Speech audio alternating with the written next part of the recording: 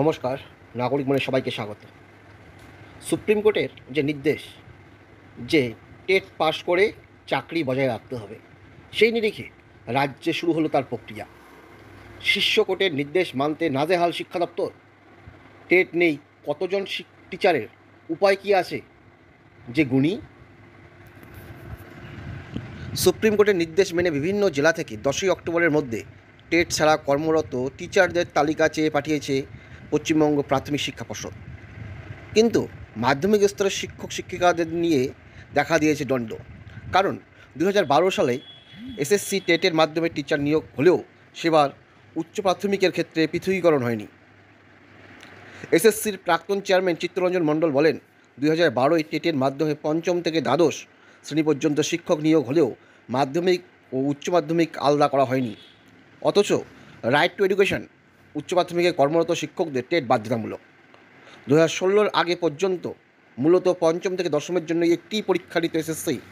অথচ 2001-এর 3রা সেপ্টেম্বর থেকেই ধাপে ধাপে শিক্ষকদের ন্যূনতম যোগ্যতা বেঁধে দিয়েছে এনসিটিই,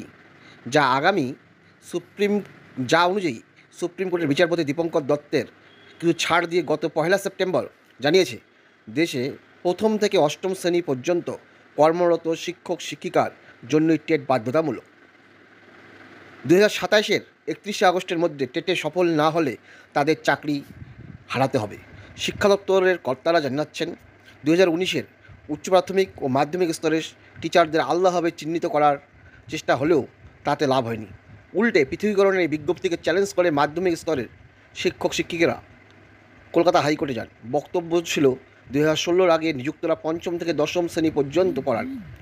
স্কুল শিক্ষা দপ্তর 2019-এর বিজ্ঞপ্তিতে তাদের পদোন্নতি ঘটবে। রাজ্যের আইনজীবী জানিয়েছেন, এতে পদের অবনতির আশঙ্কা নেই।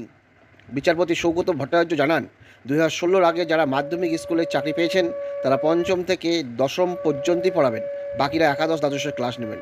কাজেই তখন উচ্চ প্রাথমিকের অর্থাৎ 5 to 8 শিক্ষকদের আলাদাভাবে চিহ্নিত করা যায়নি। এখন সে কাজ করা কার্যত খড়ের গাদায় সুস খোঁচার সামিল। তবে দপ্তরের কর্তাদের একাংশের মতে এই পৃথকীকরণ করতে পারেন একমাত্র জেলা বিদ্যালয় পরিদর্শকরা, অর্থাৎ ডিআই মাধ্যমিক। কারণ কোন স্কুলে কারা শিক্ষকতা করেছেন, তাদের শিক্ষাগত যোগ্যতা, কোন ক্লাসে পড়াচ্ছেন, বেতন ইত্যাদি ওরা জানেন। এই নিরিখে এখন ডিআইরাই নির্দিষ্ট করবেন কারা উচ্চ মাধ্যমিকে পড়ান, কারা মাধ্যমিক স্তরে পড়ান। তাহলে কি রাজ্যে শুরু হয়ে গেল সুপ্রিম নির্দেশ মোতাবেক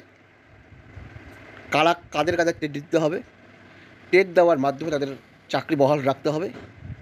সত্যি চাকরি পাওয়ার পরে এই রকম নতুন নতুন সংযোজন সত্যিই কর্মরত শিক্ষকদের দিশাহারা করে দিচ্ছে। আপনারা কি মনে করেন? কমেন্টে জানাবেন। ধন্যবাদ।